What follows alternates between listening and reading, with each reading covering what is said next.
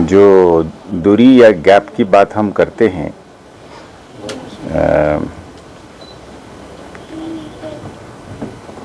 वो दूरी की वजह हमेशा पुलिस नहीं होती है। कुछ हद तक हो सकता है कि कोशिश में इजाफा करी जा सकती थी, पर हम सब लोगों को पता है इस बात का कि कुछ काम ऐसे होते हैं, जैसे होता है ना कि घर में माँ बाप जो होते हैं या बड़े होते हैं वो हमेशा चॉकलेट की बात नहीं करते हैं। तो सोसाइटी में आपको लॉ एनफोर्समेंट एक ऐसी चीज़ है जिसमें कुछ कड़वी कदम लेते हैं औरों की अच्छाई के लिए। तो एक माहौल में हम सब लोगों को इस चीज़ को मानना पड़ेगा कि कोई अगर कदम उठाया है, अब उस कदम के साथ साथ एक कड़वापन पैदा होता है। उसको अगर आप इशारा कर रहे हैं तो वो उस माहौल में बहुत सारे फैक्टर्स है। अब वो इसको यहाँ पे वो अपने आप में एक थीसिस होगा। मैं ये नहीं कह सकता हूँ कि आपकी सवाल जो है वो फिर अपने आप में एक चैप्टर बनेगा, एक डिस्कशन के लायक बनेगा। इसमें सिंपोजियम और सेमिनार्स भी किए जा सकते हैं। पर हाँ, इस बात की ज़रूर हमें एहसास है कि कोई भी काम पुलिस का बगैर आवाम का नहीं हो सकता है। इस बात की एहसास है। तो और हमको इस बात की भी एहसास है कि हम सब हर चीज़ की हल नहीं कर सकते हैं। हमेशा दो पार्टीज होते हैं। जब जज भी फैसला लेते हैं, एक हिसाब से पुलिस हमेशा फर्स्ट रेस्पोंडर के तौर पे एक क्वासी जुडिशियल काम तो करता ही है। थाने में कोई आता है अगर, तो किसी के खिलाफ अगर कंप्लेंट लेके आता है तो उसमें एक क्वासी जुडिशियल एफआईआर दर्ज करना है नहीं करना है, वो भी अपने आप में एक quasi judicial half adjudicating type का काम होता है। तो उसमें एक के हक में होता है, एक के हक में नहीं होता है। ये काम ही ऐसी है कि आप हर एक को खुश नहीं रख सकते, पर इंसाफ देने के लिए अपना नियत अगर साफ है तो हम कोशिश करेंगे कि हम सुनेंगे। हम हर एक का एफआईआर दर्ज करें, कल फिर चोर आके कहे हमें कि साहब छोड़ दो हमें, तो फिर दूसरे का क्या करेंगे? तो हमारा काम बड़ा कठिन है, ये बात आपको मान के चलना पड़ेगा। तो इस कठिन काम में हम इस चीज़ की गारंटी लेना चाहेंगे कि हम ध्यान से सुनेंगे। और हिंदी में एक लफ्ज़ है पक्षपात, यानी कि गलत तरफदारी नहीं करेंगे। कानून के साथ रहने वाले का तरफदारी करेंगे और जो कानून की खिलाफवर्जी कर रहा है उसके खिलाफ चलेंगे। ये हमारा फर्ज है, तो उसको निभाएंगे। उसको चलते चलते अगर हमसे कहीं पे समझने में गलती हुई है या जानबूझ के भी गलती हुई है, उसको भी सुधारेंगे। देखिए, ऐसा है, पुलिस को पुलिसिंग करना ही पुलिस करता है, और कहाँ से आएगा?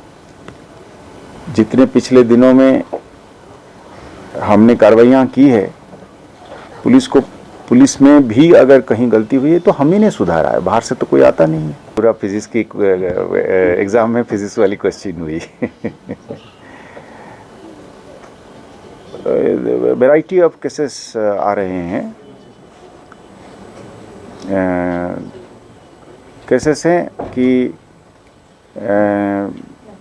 इन्वेस्टिगेशन कई जगह में ठीक नहीं हुआ है, या कोई इस तरीके का आपस में की झगड़ा से लेकर पुलिस डिपार्टमेंट ही इतनी बड़ी है, उसमें ही अपने परिवार के बीच में भी लोगों को दर्द है। इट्स ए 1,40,000 स्ट्रांग फोर्स, तो उसमें ही बड़े मसले हैं। वो एक्चुअली एक ये पब्लिक रिड्रेसल, ग्रीवेंस रिड्रेसल मेरे लिए अपना इंटरनल ग्रीवेंस रिड्रेसल भी पार्टली बन गया है या बन रहा है।